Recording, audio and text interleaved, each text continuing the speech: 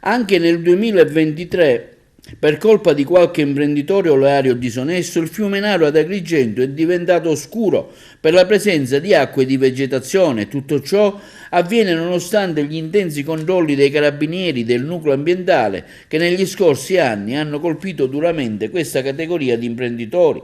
Il fiume Naro attraversa le campagne di Canicattì, Naro, Camastra e Favara, zone ricche di frantoi, rendendo difficoltosi i controlli. Le acque di vegetazione rappresentano l'ultimo sottoprodotto proveniente dalla molitura delle olive che, sversato nei fiumi, ne provoca la tipica colorazione violacea. Queste acque derivanti dalla lavorazione delle olive, che sono un vero e proprio rifiuto, sono 200 volte più inquinanti delle acque fognarie, come stiamo vedendo dalle immagini fornite proprio dalla stessa associazione Mare Amico di Agrigento.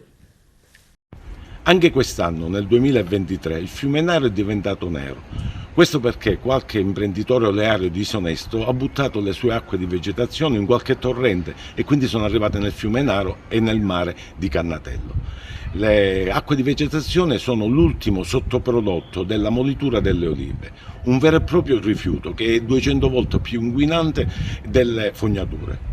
E questo nonostante l'ottima attività posta in essere dai carabinieri della tutela ambientale, però purtroppo il fiume Naro ha un bacino così ampio, caratterizzato dai comuni di Canicattì, Camastra, Naro, Favara e Agrigento, che è difficilmente controllabile.